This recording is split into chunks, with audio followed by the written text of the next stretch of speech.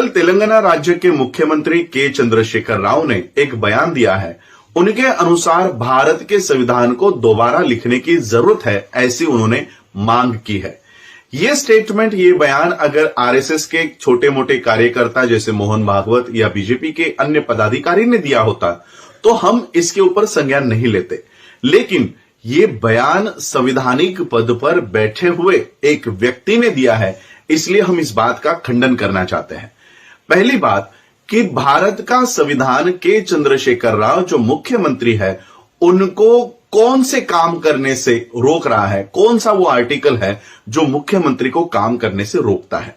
इनकी मंशा भारत के संविधान को हटाने की या उसे दोबारा लिखने की इनकी मंशा नहीं है। इनकी मंशा ये है कि भारत को धर्म पर या धर्म आधारित देश इन लोगों को वो बनाना है। भारत का संविधान इस देश में मनुस्मृति को फिर से जिंदा करने से रोकता है। जब तक भारत का संविधान इस देश पर लागू है, मनुस्मृति जिंदा नहीं हो सकती और इसलिए इनकी प्रमुख समस्या यह है कि भारत के संविधान को हटाए बगैर ये मनुस्मृति को लागू नहीं कर सकते और इसलिए उत्तर प्रदेश के मांडलेश्वर जैसे संत और बाबा लोग आरएसएस जैसे धर्म के ऊपर आधारित संगठन और ये जो राव, रेड्डीज, मोदीज, शाहज, अंबानीज, अडानीज, ये जो अपर कास्ट ब्राह्मण्स इस देश पर बैठे हुए हैं, इनकी मांग, इनकी मंशा ये है कि संविधान को हटाकर इनको मनुस्मृति लागू करनी है और हिंदू राष्ट्र के आड़ में इनको पेशवा और ब्राह्मण राज इस देश में स्थापित करना है और इसलिए ये लोग संविधान को लेकर इस तरह की टिप्पणियां करते हैं।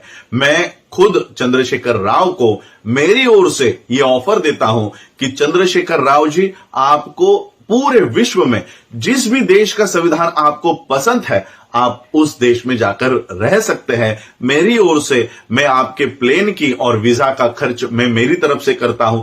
जिस भी देश का संविधान आपको पसंद है, आप उस देश में जाएं और खुशहाली से अपने परिवार के साथ और साथ में आरएसएस की गंदगी भी आपके साथ लेकर जाए। ये मेरा खुला ऑफर आपको है। जिस भी देश का संविधान आपको पसंद है, आप वहां पर जाकर रह सकते हैं।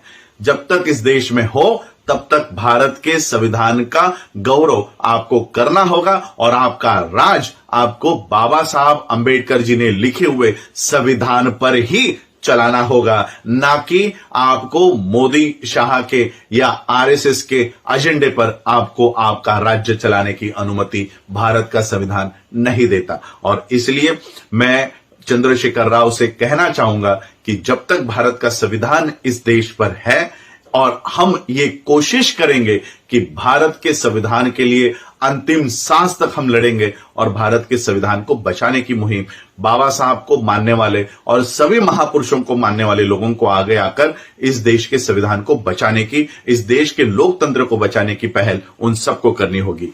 जय भीम, जय भारत।